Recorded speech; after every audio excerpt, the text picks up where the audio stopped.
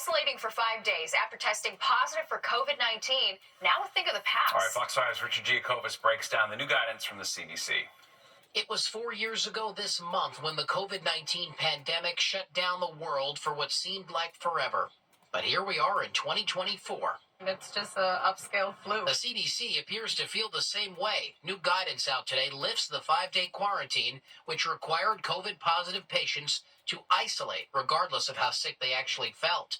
Now, if you get sick, you can resume normal activities once you're fever-free for 24 hours. 3 years ago, we really didn't have any baseline immunity in the community.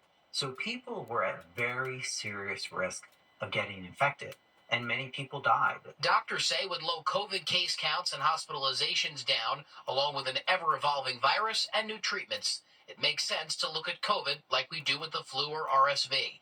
Dr. Rabia De La Tour says it's a way of pivoting, but still recommends being careful around others. For those next 5 days, they should take simple precautions like, good hygiene, trying their best to keep the air that's around them purified, and simple measures to try to avoid getting other people sick. Those who are immunocompromised may want to wait longer, say healthcare experts. Some New Yorkers say they've been done quarantined for some time, but others, not so fast. Just take care of yourself. Lots of tea and soup. If you're sick, you should stay home. It's just like if you have the flu, you're going to stay home anyway. So whether it's 5 days or just don't show up if you're sick.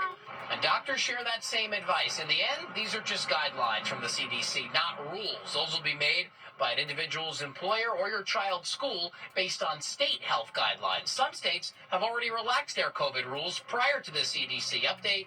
And with COVID numbers continuing on the downward trend, more states are expected to follow. We're on the Upper West Side. Richard Giacobas, Fox 5 News. Well, the weekend's almost here, which we love. But what is